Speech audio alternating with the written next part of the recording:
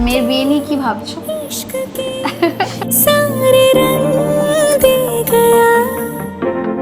একটু তো মন খারাপ হয় যে মেয়ের বিয়ে শুনলে।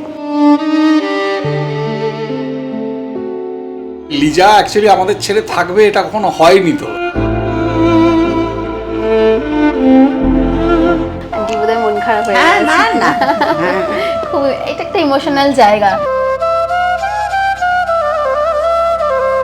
মেয়েকে কিছু বলো আলাদা করে মা হিসেবে, যে নতুন জীবন নতুন অধ্যায় সেসব কিছু বলা হয়?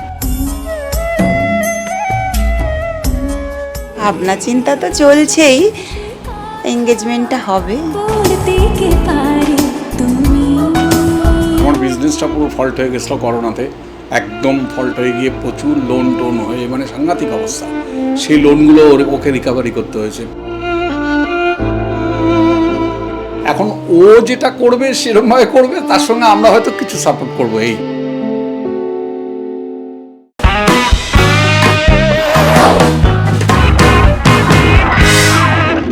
তারকাদের পরিবারে নতুন এপিসোডে আজকে আমাদের অতিথি অনুষ্কা এবং তার সঙ্গে তার পরিবার রয়েছে, মা বাবা রয়েছে। অনুষ্কা আগে একটু পরিচয় করে নিই। তো আমরা অনুষ্কার বাড়িতে রয়েছি, আন্টি রয়েছে, আঙ্কেল রয়েছে। তো একটু বলো যে এই যে বাড়িতে সময়টা সেটা কিরমভাবে কাটে? মানে এখন তো বিষয়টা সব কিছুই অন্যরকম হয়ে গেছে, আগে অন্যরকম ছিল। বাড়িতে সময় বলতে যতক্ষণ আমি বাড়িতে থাকতে পারি, এখন আমার খুব কম, মানে স্পেশালি লাস্ট 8-9 মাস ধরে যেহেতু আমি ধারাবাহিকে কাজ করছিলাম, তো তার জন্য খুব, আর আমার এই বাড়িটা হচ্ছে আগরপাড়াতে, তো যার জন্য আগরপাড়া থেকে টালিগঞ্জ রেগুলারলি যাতায়াত করা একটা সমস্যার কারণে আমাকে বেশিরভাগ সময়ই অন্যদিকে থাকতে হয়। আর তার মাঝখানে যতটা ছুটি পাচ্ছিলাম, খুব রেয়ার, তোমরা জানো যে টেলিভিশনে ছুটি পাওয়া যায়, তো বাড়িতে আসতে পেরেছি। আর এখন শেষ হয়েছে ধারাবাহিকটা, প্রায় 1 মাস হলো, এখন অনেকটা সময় বাড়িতে থাকতে পারছি, তাও আগের তুলনায়। তো বাড়িতে আমার থাকা মানে বেসিক্যালি মানে আগেও যখন ছোটোবেলা থেকে আমরা চলেছি, আমি মা বাবা তিনজনেই সবসময় একসাথেই, মানে ওরকম নয় যে আলাদা করে কেউ সময় কাটাচ্ছে। তো আমরা সব কিছু নিয়ে ভীষণ গল্প করি, আমরা রাতের পর রাত সিনেমা দেখে, সিনেমা নিয়ে কথা বলে, শাহরুখ খান অমিতাভ বচ্চনকে নিয়ে ঝগড়া করে কাটিয়ে দিয়েছি, এরকমও হয়েছে আমাদের অনেক। তো আমরা সব কিছু নিয়েই কথা বলি, পলিটিক্স নিয়ে কথা বলি, সিনেমা দেখি, গান শুনি, প্রচুর লোকজন আসে আমাদের বাড়িতে। আমাদের বাড়ি আগরপাড়াতে, তুমি যে কোনো কাউকে জিজ্ঞাসা করলে সে জানবে যে শান্তনুদার বাড়ি বলতে সবাই জানে যে আমাদের বাড়িতে। এখন রিসেন্টলি তাও একটু কমেছে, একটা দীর্ঘ সময় আমি ছোটোবেলা দেখেছি যে একটা রেগুলার দুবেলা একটা চায়ের আড্ডা বসতো। তো একটা কিছু মানুষই ছিল যারা ডেডিকেটেডলি সকালবেলা ঘুম থেকে উঠে আমাদের বাড়ি চলে আসতো, আর আমাদেরও তাদের অভ্যেস ছিল। আমরাও মানে ওইরকমভাবে, মানে আমার ছোটোবেলায় এরকম ছিল যে খুব বাড়িতে কিছু স্পেশাল কিছু রান্না হচ্ছে, সেদিনকে হয়তো বাড়িতে কেউ আসেনি, আমি বলতাম যে আজকে কেন করছো, মানে কেউই তো আসেনি। আমি জানতামই না যে নিজেদের 3 জনের জন্য কিছু করা যায়। তো আমাদের ওইভাবে বড় হয়েছে। এখনো আমি বলছি 2-1 জন রেগুলার মানুষ আছে যারা মানে অ্যাটলিস্ট একদিন অন্তর হলেও আমাদের বাড়িতে সকালবেলা চাটা খেতে আসবে। তো সেইরকমই বিষয়। আর বাড়িতে সময় তো এইভাবেই কাটে আর কি, আড্ডা মেরে ইয়ে করে। আমি একটু আঙ্কেলের আন্টিকে জিজ্ঞাসা করি যে মেয়েকে পর্দায় দেখতে কিরকম লাগে, এবং সম্প্রতিও ধারাবাহিক শেষ হলে, এর আগেও সিনেমা করেছে। তুমি বলো। মেয়েকে আমার তো দেখে খুবই ভালো লাগে। ব্যাপারটা হচ্ছে যে আমি মানে সত্যি কথা বলতে এমনি ও আগে সিনেমা করেছে কয়েকটা, বেশ কয়েকটাই করেছে, সেগুলোও দেখেছি আমি। কিন্তু এরকম ঘরে বসে পাশের ঘরেও দেখছে, তার পাশের ঘরেও দেখছে, সবাই দেখছে, এই যে একটা আলাদা আনন্দ আছে, এটা ঠিকই। হ্যাঁ, ও প্রথমটা একটু ইয়ে করছিল যে আমি তো সিরিয়াল করিনি, সিনেমাই করি। আমরা চাইছিলাম সিরিয়ালটা করুক, সত্যি কথা বলতে। হ্যাঁ, এবার করাতে গিয়েও যে মানে এই সবাই এসে বলে, মানে ওর ডাকনাম লিজা।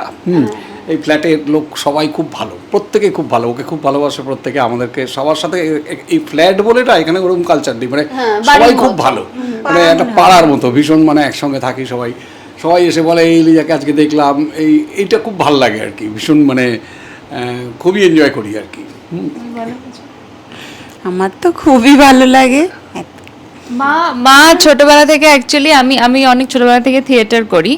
তো আমি যখন থেকে থিয়েটার করতাম, আর আমাদের না একটা থিয়েটারের যেরকম আমাদের যেরকম এখন যেরকম স্টেজ শো এর একটা সিজন হয়, থিয়েটারের ওরকম একটা সিজন হতো ডিসেম্বর থেকে ফেব্রুয়ারি মার্চ অবধি। তো আমাদের এরকম মেদিনীপুর,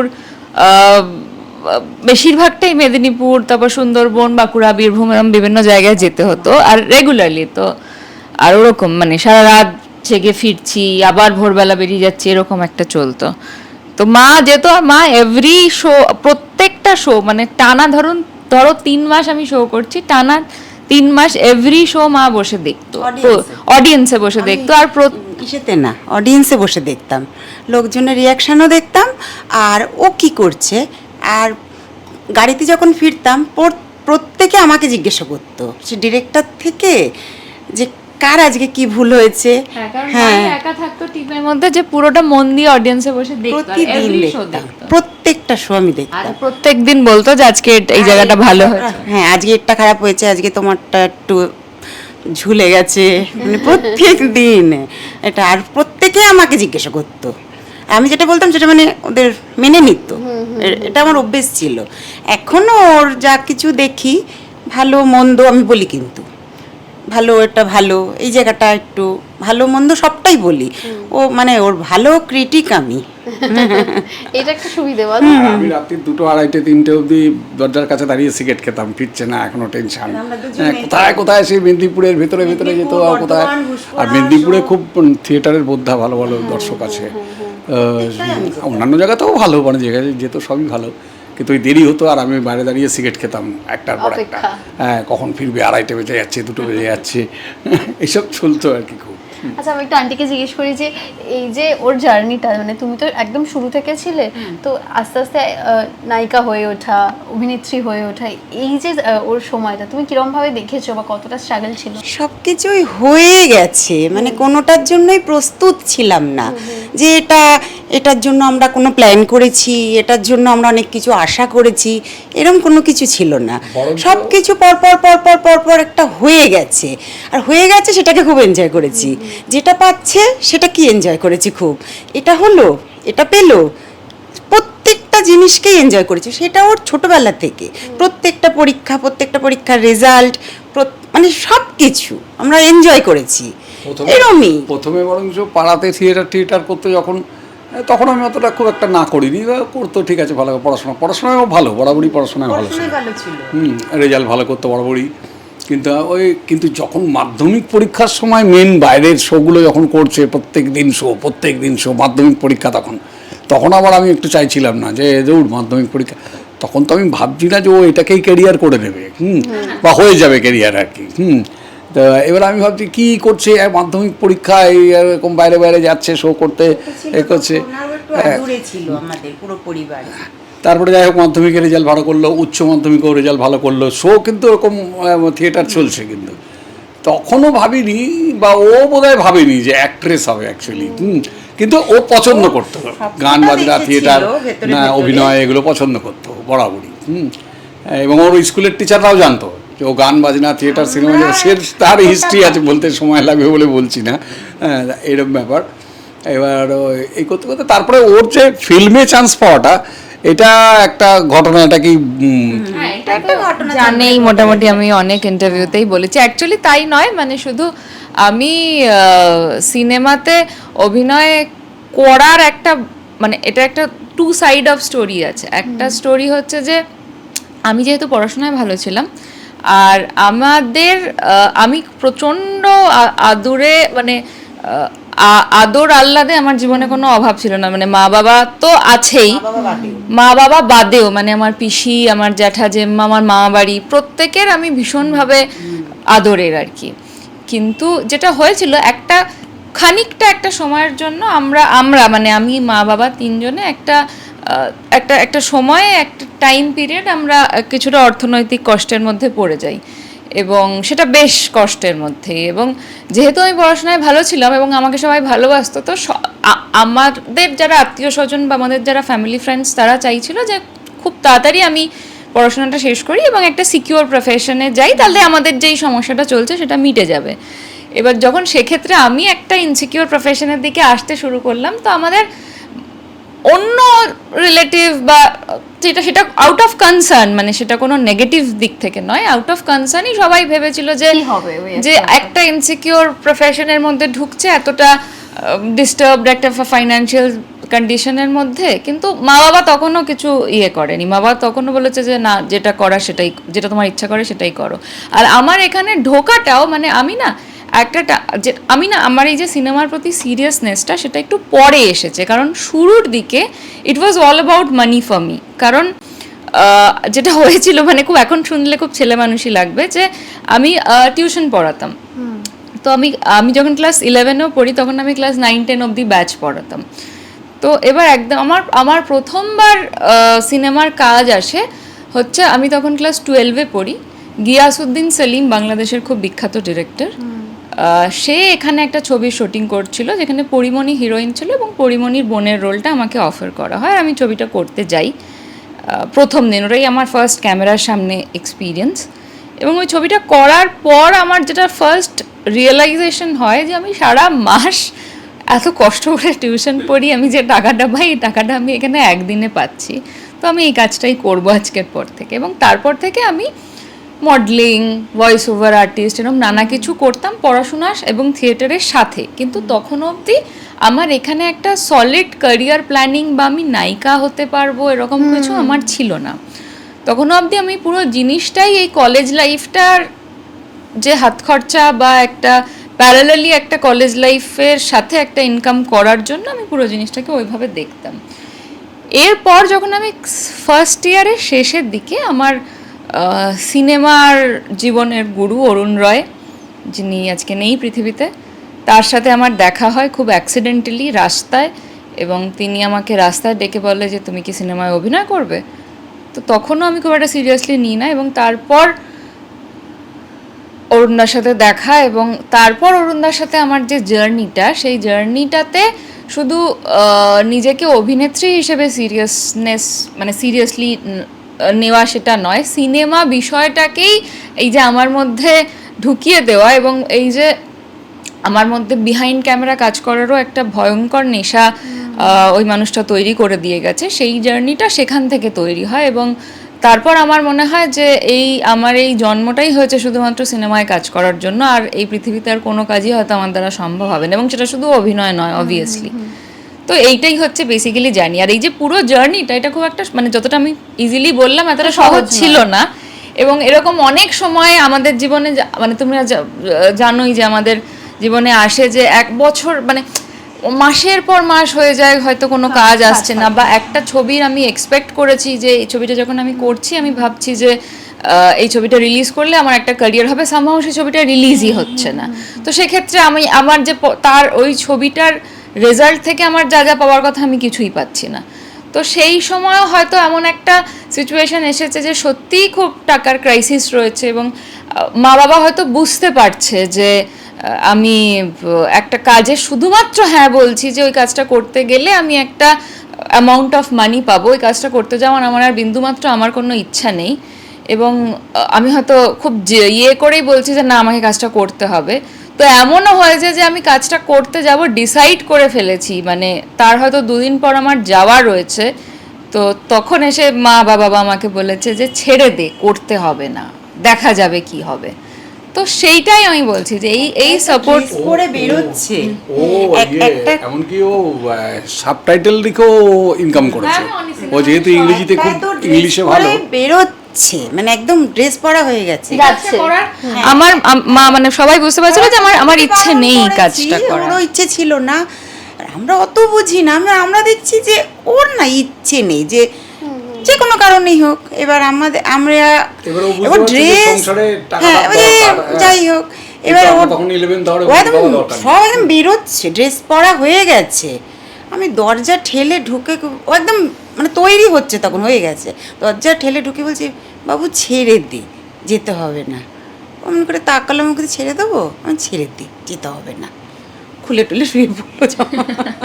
মানে এরকম আর কি, মানে ওর ইচ্ছে বিরুদ্ধে আমরা কোনোটাই কিছু করিনি। আর যা করেছে, আর এটুকুনি বিশ্বাস ছিল আর কি যে এমন কোনো কাজ আমার মেয়ে করবে না যেটা আমাদের অপছন্দের। মানে এটা বিশ্বাস ছিল, এখনো আছে, এখনো আছে।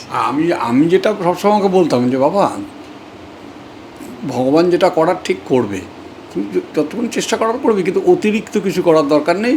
ঈশ্বরের একটা প্ল্যানিং আছে, তোকে নিয়ে, সব মানুষকে নিয়ে একটা প্ল্যানিং থাকে, তোকে নিয়ে যে প্ল্যানিং আছে সেই প্ল্যানিংটা ঈশ্বর ঠিক মতো করবে, অত টেনশন করবি না, মানে ঝাঁপিয়ে পড়ার দরকার নেই, আস্তে আস্তে যেটা হবে। এখনও তাই, এখনও আমি ওকে তাই বলি।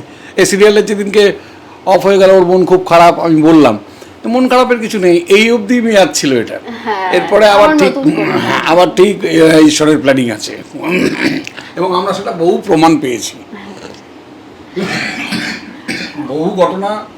বহু ঘটনা এরকম হয়েছে যে আমাদের মন খারাপ হয়ে গেছে যে এটা কি হলো, এটা তো ভালো হলো না বা কিছু, কিন্তু পরে দেখেছি ভাগ্যিস ওইটা হয়েছিল, মানে এইরকম আর কি। মানে এই যে এই দাদামণিটা করা, যে তার আগেও বোধহয় একটা কি পেয়েছিল, যেন কি একটা যেন রোল, হ্যাঁ মানে একটা অন্য রোল নিয়ে আমার কথা হচ্ছিল, যেটা আমি একটু কনসিডারেশনে রেখেছিলাম যে করব কি করব না, কিন্তু ফাইনালি করি না, এবং তারপরে দাদামণির চরিত্রটা আসে, তো তখন আমাদের মনে হয় যে ভাগ্যিস ওটা করিনি, যে এটা একটা এত ভালো চরিত্র ছিল। তুমি যেটা বলছিলে যে একটা অর্থনৈতিক দিক থাকে, এবং সেটা থেকে তো সার্ভাইভ করা খুবটা সহজ হয়ে ওঠে না। আমরা সাধারণ বাড়িতে যারা বড় হয়েছে তারা প্রত্যেকেই জানি এই বিষয়টা।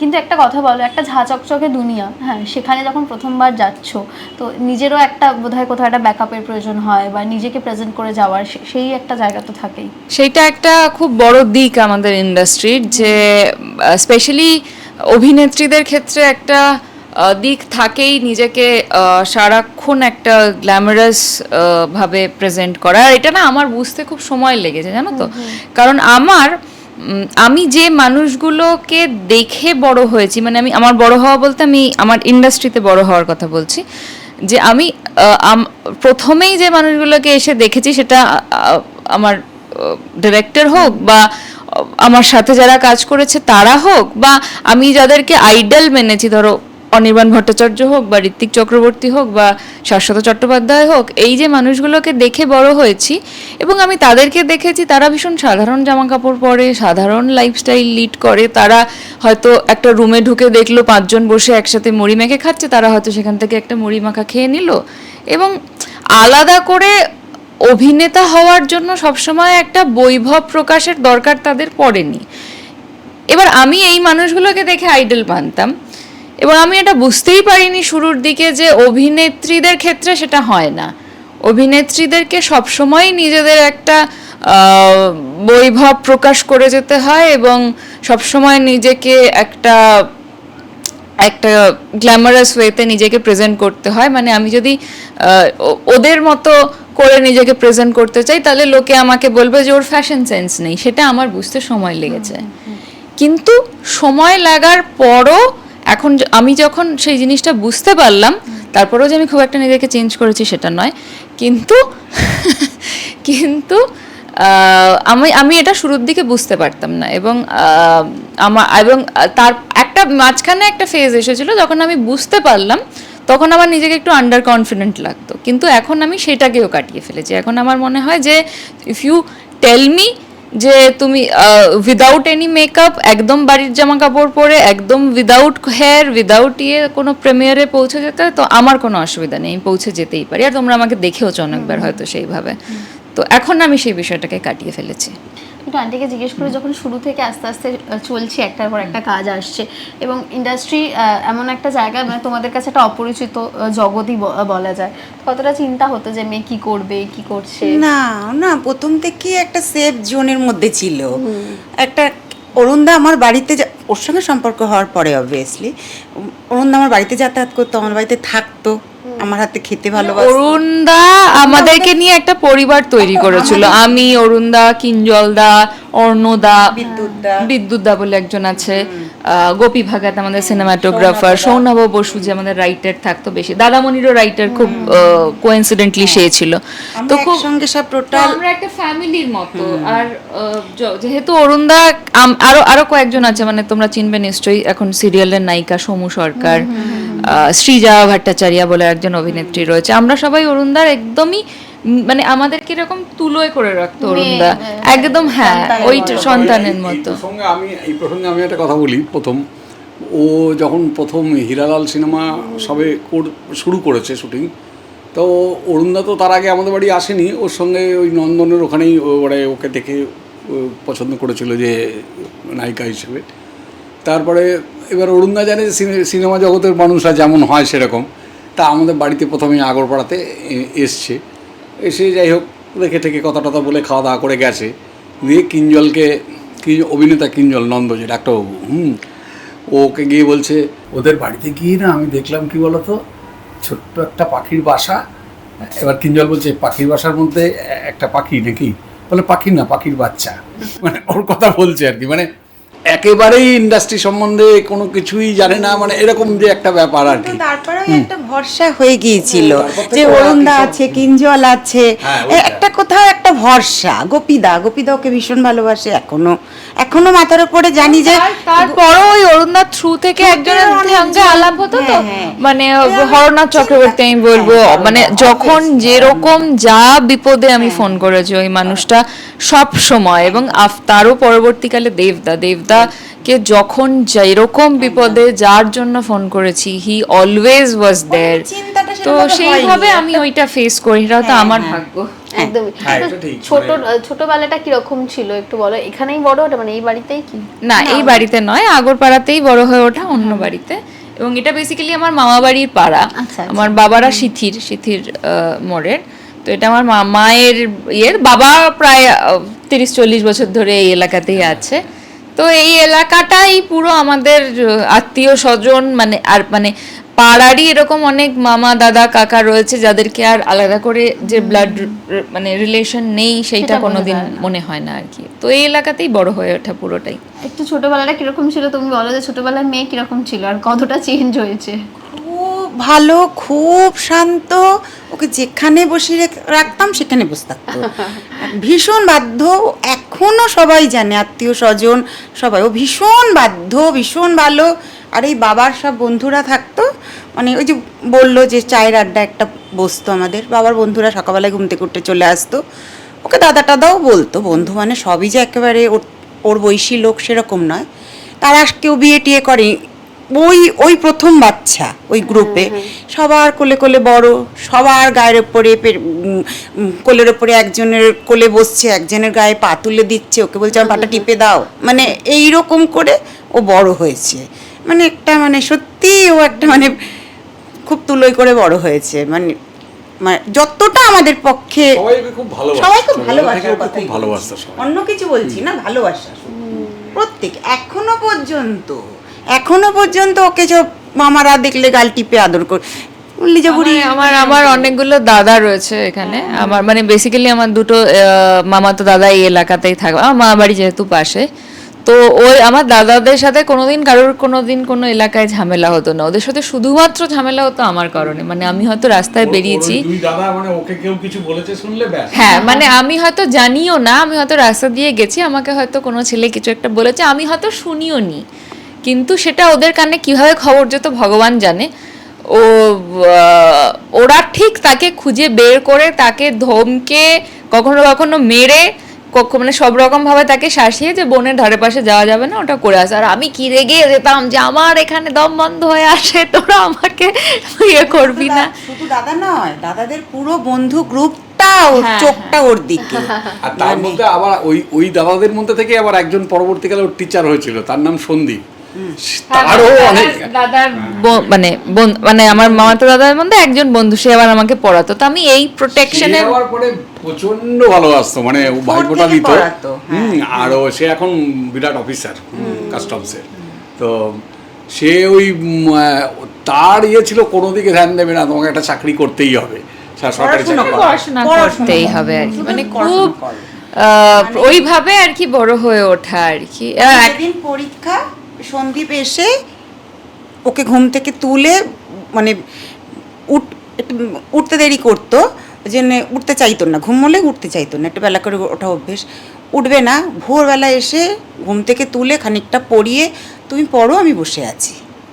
ও কিছুই করতো না হয়তো, ও চুপ করে বসে আছে, কিন্তু ও পড়লো, একটু দেখে নিল, মানে এইরকম ভাবে হচ্ছে ওর। হ্যাঁ হ্যাঁ হ্যাঁ। আচ্ছা, মেয়ে এখন বড় হয়ে গেছে, এখন নায়িকা হয়ে গেছে, তো একটু বলো যে এই যে ছোট ছোট শখগুলো, বাবা মায়ের যে একটা শখ থাকে, যে ইচ্ছেগুলো, সেটা কতটা পূরণ হয়? মানে মেয়ে মেয়ের কাছে আবদার করা যেটা বলে। আবদার তা তো যতটা সম্ভব চেষ্টা ও করতেই থাকে না পুরো। এখন ওই আমাদের বাড়ির গার্জিয়ান, চেষ্টা তো মানে পুরোটাই করতে থাকে, ওর পক্ষে যতটা সম্ভব সবটাই করতে থাকে। না আবদারের দিকটা এখন নতুন একজন এসে গেছে, আবদারটা সে মেটায় বেশি। আমি হচ্ছে রেসপন্সিবিলিটি আর সে হচ্ছে আবদার। হ্যাঁ হ্যাঁ হ্যাঁ, মানে একটু কানে কিছু শুনলেই হলো, মানে আমার হচ্ছে রেসপন্সিবিলিটি গুলো আমার, আর ওর হচ্ছে আবদার আর কি, মানে যেগুলো মানে হয় না, মানে যেটা আমার ইচ্ছে করছে, আমার যেটা ইচ্ছে করছে বা আমার যেটা প্রয়োজন বা আমার যেটা, হ্যাঁ সেটা হচ্ছে তাড়াতাড়ি করে অর্ডার করে দেবে। আর অনুভব হচ্ছে মানে একদম পারফেকশনিস্ট যাকে বলে আর কি, মানে প্রত্যেকটা জিনিস পারফেক্ট হওয়া চাই। ওর ও যদি মাটন রান্না করে তাহলে মাটন রান্নাটা একটা মানে যে সমস্ত প্রসিডিওরে করে তার এদিক ওদিক হবে না, পুরো ওটার এদিক ওদিক। ওটার জন্য যদি পার্টিকুলার ধরো লাল মাছ রান্না করছে, তো ওটার জন্য মিঠানিয়া মির্চ লাগবে, তো মিঠানিয়া মির্চই লাগবে। সেই মিঠানিয়া মির্চ যতক্ষণ না মানে ওটা হয়তো রাজস্থান থেকে কাউকে আনাবে, ওটা যে রাজস্থান তুমি গেছো ওটা নিয়ে এসো তুমি, ওটা দিয়েই হবে। ওটা এমন না যে অন্য কিছু দিয়ে একটা চালানো ফালানো হবে। আর আরেকটা হচ্ছে আমার জীবনে আমি সিনেমা পাগল দেখেছিলাম অরুণদাকে, আর তারপরে এই অনুভব, মানে ও সিনেমা ছাড়া আর কিছুই বোঝে না, কোনো কিছুতেও ইন্টারেস্টেড না, সিনেমা আর রান্না এই দুটোতে ওর ইন্টারেস্ট। মানে সিনেমা, ভারতীয় সিনেমা, বিদেশি সিনেমা, সমস্ত কিছুতে ও মানে সবই ওর দেখা। আর ও শুধু অভিনয় না, লিজার মতোই অভিনয় বা অভিনয়ের বাইরে ব্যাক ক্যামেরা তো সমস্ত কিছু। ও আমার থেকে অনেকটা বেশি, মানে আমি বরং ওর থেকে সারাদিন শিখি, মানে সিনেমার টেকনিক্যালিটিসের ব্যাপারে। আমি সত্যি কথা বলতে অরুণদার কাছ থেকে আমি যতটা শিখেছি, অনুভবের কাছ থেকেও আমি অনেকটা শিখি এবং শিখছি প্রত্যেকদিন। মেয়ের বিয়ে নিয়ে কি ভাবছো? ভাবনা চিন্তা তো চলছেই, এঙ্গেজমেন্টটা হবে সামনেই, একটা মানে জানতে পারবে মোটামুটি ঠিক হয়েছে এঙ্গেজমেন্টটা। আর এই 1 বছরের মধ্যেই হয়তো বিয়েটা করবে, সেটা ওরা ঠিক করবে, ওদের দুজনের, এখন তো ওদের ব্যাপার, সময় সুযোগ সব মিলিয়ে ওদের দুজনের সময়টা 1 বছরের মধ্যেই তো বিয়েটা দেব। আর এঙ্গেজমেন্টটা হ্যাঁ এঙ্গেজমেন্টটা আগে। তো মেয়ের একটা বাবা মার তো একটা স্বপ্ন থাকে যে একমাত্র মেয়ে হলে বিয়ে নিয়ে, তোমাদের কি ভাবনা রয়েছে? ভাবনা স্বপ্ন সবই তো অনেকটাই আছে, এখন যতটা সম্ভব ততটা করব, এটা হচ্ছে ব্যাপার। স্বপ্ন তো অনেক দূরই দেখা, এখন যতটা সম্ভব ততটা করব। মানে সত্যি কথা বলতে কি, মানে ওর অনেক কম বয়স থেকে খুব রেসপন্সিবিলিটি নিতে হয়েছে, কারণ আমার বিজনেসটা পুরো ফল্ট হয়ে গেছিলো করোনাতে, একদম ফল্ট হয়ে গিয়ে প্রচুর লোন টোন হয়ে মানে সাংঘাতিক অবস্থা।